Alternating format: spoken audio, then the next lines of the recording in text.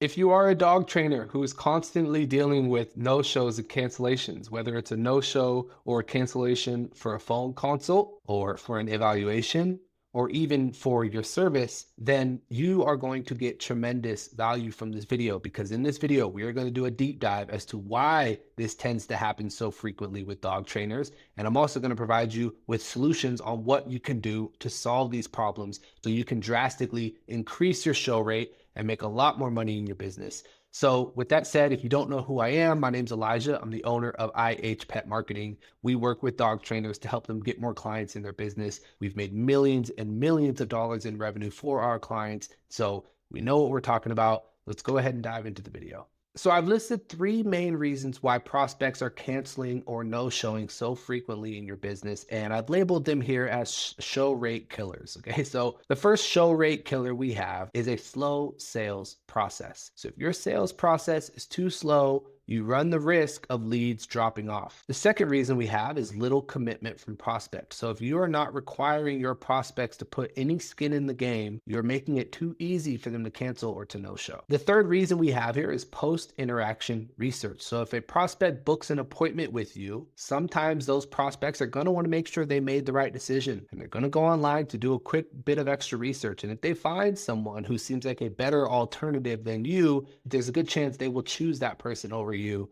and hence cancel or no-show their appointment they had. So let's go ahead and dive into all three of these show rate killers and let's break them down.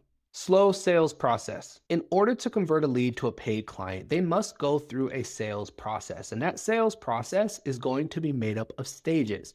And the objective of each stage is simply to get the prospect to move to the next one. The more time it takes for you to move a lead through each stage of your sales process, the more likely they will cancel or no-show at any given stage. So I have a simple diagram here to help illustrate this point. Everything in the green represents a fast sales process, and everything highlighted here in the red represents a slow sales process. And these little greater than symbols represent a unit of time. So everything in the green here has 1 unit of time, and everything here in the red has 7 to 10 units of time. You must understand that the longer it takes for you to deliver on your appointment with the prospect, whether it's a phone consult, an eval, or service, the higher the likelihood they will cancel or no-show. So for example, you will have a much higher likelihood of a lead showing up to a phone consultation if the phone consultation is same day versus 2 or 3 weeks from today. And the same principle applies to your evals. You have a much higher chance of somebody showing up to that evaluation if the eval is today or tomorrow or a couple days from now versus your eval being scheduled for 3 weeks to a month out. The same principle applies to service delivery.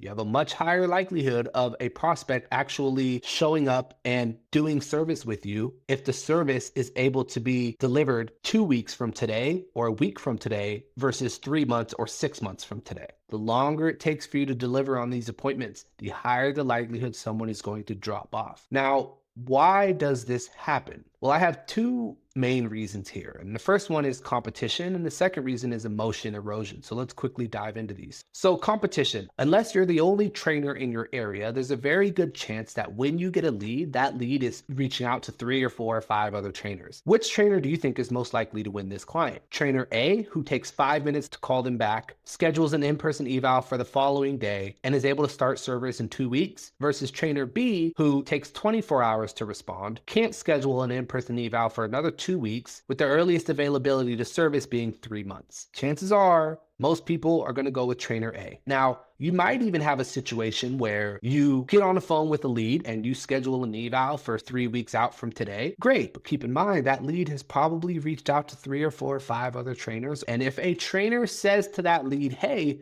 we can help you too, but instead of you waiting 3 weeks for your eval, we can actually conduct it today or tomorrow. There's a good chance that lead is going to go with the trainer who can deliver the eval same day or within 24 hours, rather than wait 3 weeks or a month to do an eval with you. So it's very important you have speed, because competition can swoop in and steal your prospects from you. And then we have emotion erosion. When you get a new lead, that lead is in an emotional state. These pains and these problems that they have carry negative emotions with them. Emotions are the driving force behind the action, whether it's frustrated, sad, or angry. But the problem with emotion is that it's very fleeting. It comes and goes quickly. So you need to capitalize on your prospect's emotional state when interest is the highest. And the longer you take between your sales process, the more time your prospect's emotions are going to slowly die down and the less likelihood they will take action. So here's a simple diagram I've created to help bring this point home. As you can see on the left-hand side here, we have the emotional state ranging from 1 to 55, 55 being very negative emotions and 1 being no negative emotions. In fact, they're happy at 1. And then here on the horizontal scale, we have time passed. As time passes, their emotions will die down. And the more their emotions die down, the less likely they are to act. Now, here you can see this orange dotted line. This is the action threshold. So anything above the orange dotted line here is considered the action zone, meaning they have enough negative emotion to actually spend some money and some time and to commit to getting the training for their dog. Everything below the orange dotted line here is the no action zone. So at this point, they no longer have those same negative emotions that they had a couple weeks ago. They're now distracted by other things, and they've probably kind of talked themselves out of getting training. We don't need it. You know what? It's not as bad as I thought, right? So it's very important that you capitalize on your prospect's emotional state and have a fast sales process, move them through it quickly, because the longer it takes you to move them through your sales process, the more their emotions are going to die down. And the chances of you closing them will become less and less likely. If you have a slow sales process, what should you do? First things first is call your leads as fast as possible. The sooner you call your leads, the more likely they'll answer and the easier they'll be to convert. Next thing we have here is shortened time delay. The shorter the time delay between scheduling an appointment and having it, the better your show rate will be. So for phone consultations, try to book those out no more than 5 days. Ideally, same day is best. Then for evals, try to book evals no more than 7 days out. If you're able to move an appointment to a sooner date because someone else canceled or you had a slot that opened up, call your lead and try to move them to a closer date if possible. So if you have an eval that's booked, say 7 days out with the lead, and you have an opening that comes up for tomorrow, the following day, it's like call that lead back and see if you can get them in for that opening that just became available. And then more availability. If your availability is limited, people are much more likely to not schedule at all or schedule at a time that's not ideal and be less likely to show up. For example, if you're only conducting evals, on Wednesdays and Fridays, it's like consider conducting evals Monday through Saturday. Same thing goes for phone consultations. If you're only doing phone consultations like once a week, let's say you set some time aside every Friday for 4 hours to do phone consultations with leads, it's like open that up to Monday through Saturday. The more availability you have, the more options you'll give your leads to choose the time, and the more likely they will actually show up because it's a time that is more fit for their schedule and not just yours. The next one we have here is handle payment over the phone. So this really is only going to apply to paid evaluations and service. So when you get a lead and you talk with that lead and they say, yes, I want to do an eval. This sounds great. Let's go ahead and get started. If you're charging for your evals, say, $100 or $150, whatever it is, take payment right then and there with the lead on the phone. Don't hang up the phone and send them an invoice or your Venmo details or a payment link and just wait for them to pay for their eval. Get on the phone with them, talk with them, and if they agree to an eval, go ahead and take payment right then and there on the phone. Same thing with service delivery. When someone says they want to move forward with the service, strike while the iron is hot and get those payment details right then and there over the phone. So that is everything for slow sales process. The next thing we have is little commitment from prospect. If you make it easy for prospects to no-show or cancel, they will. And so remember, people do not want to spend thousands of dollars and they do not want to spend hours of time on training. If they didn't have to do it, they wouldn't. And if left to their own devices, will find ways to cope, suppress, or justify why they don't need the training and avoid taking action at all costs. So it's very important you implement commitment mechanisms that require the prospect to put some skin in the game and commit to taking action. So What should you do? What are some commitment mechanisms you can put in place? Get them to take action and confirm an appointment via text or phone call. When someone schedules an eval or a phone consult or a date for service, send them a follow-up text and email saying, hey, Elijah, it's so-and-so from XYZ Dog Training Company. Your phone consultation is scheduled for XYZ date. Please respond number 1 to confirm, or please respond yes to confirm your appointment. It's just a little bit of commitment from them, right? Getting a little bit of commitment from them, like, yes, I'm going to show up. Yes, the appointment's confirmed. And the next one we have is charge for evaluations or no-show/cancellation fee. So if you offer free evaluations, you should implement something where if they don't show up to the appointment, you should have their card on file and be able to penalize them with a $50 charge or something like that. And most prospects are going to understand. You know, it's like if you schedule something with me and I say, hey, look, it's just free, but we need to get your card on file. We have people who don't show up sometimes. We have to pay our trainers. It costs us money to put aside an hour of time to do this eval with you. So I hope you can understand that we have a $50 charge if you no-show or cancel within 3 hours. Most people are going to understand that. Or by simply just charging for your evals, you will have a much higher show rate. Free evals with no skin in the game is a recipe for people to not show up. So either start charging for your evals or offer free evals with a no-show or cancellation fee.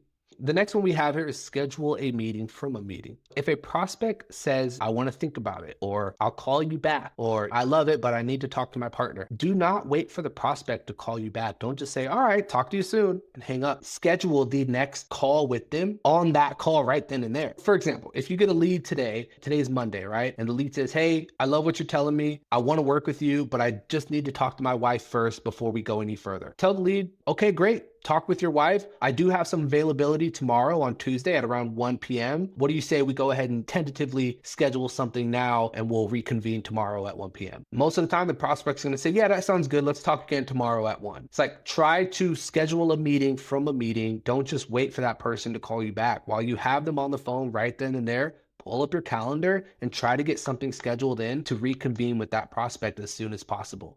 Require deposit before service delivery. Now, I know most of you are probably already doing this, but I've absolutely seen some trainers who aren't doing this, and this is a huge mistake. So do not wait till the start date of service to receive payment. Require a deposit to hold their spot. If you get a lead and you conduct an eval and they want to move forward and they love the service, don't schedule them for service 3 months out and require payment to be due upon the date of service. It's like, get the deposit now, or get them to pay half of it now, or the full thing now before service delivery. Don't wait for service delivery before you charge your client. If you schedule service with a lead, with a prospect for 3 months out from now, and they don't have to put down a deposit or anything, no card details or anything, they're probably not going to show up to that service. Okay. And they're going to cancel a week before the service starts. And the last one we have here is post-interaction research. It's one thing for a lead to book a phone consultation, eval, or service date, but it's another for them to actually show up. Scheduling the appointment is emotional. Showing up is logical. After a lead schedules an appointment, their mindset subtly shifts to, did I make the right choice? And if they find a trainer who has way more reviews and way better reviews with much better branding, and they post on social media and they have a professional website versus you who maybe only has a few reviews, a couple pictures online with a really poorly put together website, there's a good chance that lead's going to go, you know what, let me go with this guy instead. And then they'll cancel or no show. So what can you do about it? Post on social media and your Google business profile. Just do simple things to show that your business is alive. Post on social media, post on your Google business profile. Things like happy dogs, happy client testimonials, you training dogs, your training environment. So if you have a facility or if you have a nice at-home facility, these are all things that you can capture and put online to help promote your business. Get more Google reviews and never stop requesting them. Invest in a high quality website that establishes authority and credibility.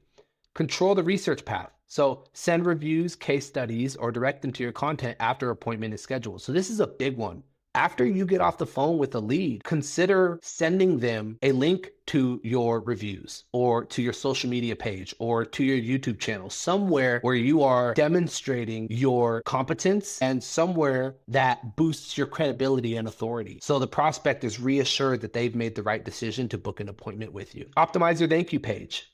So reviews, links to socials, welcome video to reinforce the decision to give you their contact information. So this one here is a very important one that's often overlooked. So when someone goes to your website and they fill out a form, typically upon submitting that form, they're going to get brought to a thank you page. Thank you for submitting your form, right? On that thank you page, it's like take advantage of that and put reviews, put client testimonials, put a welcome video from you, talking about who you are, what got you into training, just a quick 2-3 minute video welcoming this person to your company, right? And by doing that, when someone submits their information and they land on this thank you page, their decision to give you their contact information is going to be reinforced in a positive way through all the happy testimonials on that thank you page, through the welcome video, right? Through the case study videos. And the chances of that lead being responsive and answering the phone when you reach out to them will be much, much higher. So that's it for today's video. I really hope you got some value. And I promise if you implement the things that I've suggested in this video, you will see a big increase in show rates in your dog training business across the board on every stage of your sales process. With that said, if you'd like to work with us and maybe have us look at your sales process, feel free to click the link in the description. Fair warning, it's going to take you to a website with a video of me pitching our services to you. So if you don't want to be pitched, don't click the link. It's not a problem. Otherwise, I would love to talk. With that said, I'll see you in the next one.